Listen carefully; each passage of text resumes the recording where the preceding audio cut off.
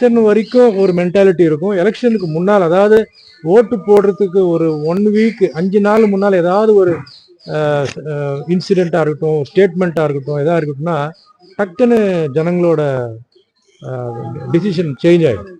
அதே மாதிரி கூட்டத்தை பார்த்து நம்ம ஒரு கணக்கு போட முடியாது சார். இந்த கூட்டம் இருக்கிறதுனால கண்டிப்பாக ஜெயிப்பாருன்னு சொல்ல முடியாது. கூட்டம் அது முக்கியமாக நடிகர்களுக்கு வர கூட்டம் கூட ஸ்க்ரீனில் பார்க்கும்போது ஒரு மாதிரியா இருக்காரு. நேரில் எப்படி இருப்பாரு? நேரில் எல்லாம் லேடி எப்படி இருப்பாங்க? வெள்ளையா இருப்பாங்க, கருப்பா இருப்பாங்களா, குண்டா இருப்பாங்க, ஒல்லியா இருக்கும். இது ஒரு கூட்டம் இருக்கு.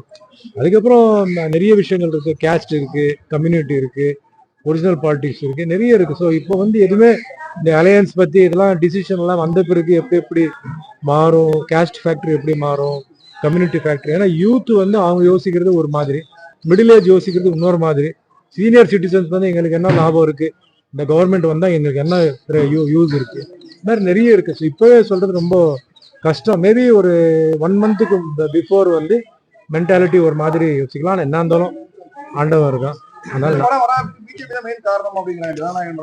எனக்கு தெரியாது சார். தமிழ் ஃபீல்டு வரைக்கும் சென்சார் போர்டு ப்ராப்ளம்ங்கிறது தொடர்ந்து நீடிச்சுட்டே இருக்கு. ஆனா தமிழ் இண்டஸ்ட்ரியில தான் நிறைய இந்த மாதிரி ப்ராப்ளம் இருக்குன்னு சொல்றாங்க.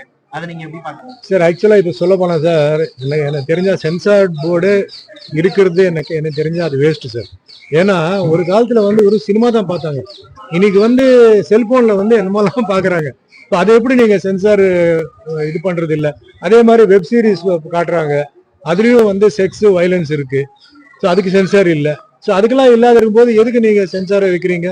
விட்டுருங்க. ஆடியன்ஸ் பாக்குறாங்க, நல்லது இருந்தா பாக்குறாங்க, நல்லது இல்லைன்னா கோர்ட்டுக்கு போறாங்க, படத்தை நிப்பாட்டுறாங்க, இல்ல அதை இது பண்றாங்க. அதுக்கு சென்சாரை வச்சு ஒரு இதுக்கு சென்சாரு, இன்னொரு இதுக்கு சென்சார். இப்போ சென்சார் சொல்லி பிளாக் பண்ணிருக்காங்க சார். ஸோ சென்சார்ல இருந்து எஸ்கேப் பண்றதுக்கு வெப் சீரிஸ் எடுத்து அதுல வந்துருது.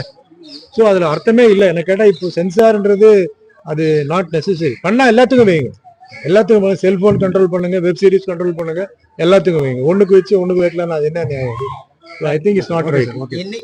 நான் ஒண்ணே சொல்லுவேன், மக்களை ஒரு நல்ல லீடரை நீங்க செலக்ட் பண்ணுங்க. உங்களுக்காக கஷ்டப்படுற ஒரு லீடர் நீங்க கூப்பிட்டா உடனே ஓடி ராத்திரி ஒரு போலீஸ் ஸ்டேஷனா இருக்கட்டும், ஒரு ஹாஸ்பிட்டலா இருக்கட்டும், ஒரு ஆக்சிடென்டா இருக்கட்டும், எது இருந்தாலும் வர ஒரு ஆளை நீங்க செலக்ட் பண்ணுங்க. கம்யூனிட்டி, கேஸ்ட் அதெல்லாம் பாருங்க. உங்களுக்காக உழைக்கிற ஒரு நல்ல லீடரை செலக்ட் பண்ணி பார்ட்டிலாம் நீங்க பாக்குறீங்க, பார்ட்டிலாம் அவங்க பார்த்துக்கிட்டோம், அது அவங்களோட தலைவலி. உங்களுக்கு தேவை ஒரு ஆளு, ஒரு நல்ல ஆளு ஆட்சியை உங்களுக்கு முன்னால கொண்டு போறது, உங்க கஷ்டத்தெல்லாம் பாக்குறதுக்கு. எல்லாருமே போய் சிஎம் பார்க்கணும் அது முடியாது. சிஎம் பார்க்க முடியாது. ஸோ உங்க ஊர்ல ஒரு நல்ல ஆளை செலக்ட் பண்ணி அவரு போய் சிஎம் கிட்ட போய் நம்மளோட கஷ்டத்தை சொல்ற மாதிரி ஆளை செலக்ட் பண்ணி சந்தோஷமா இருக்கு.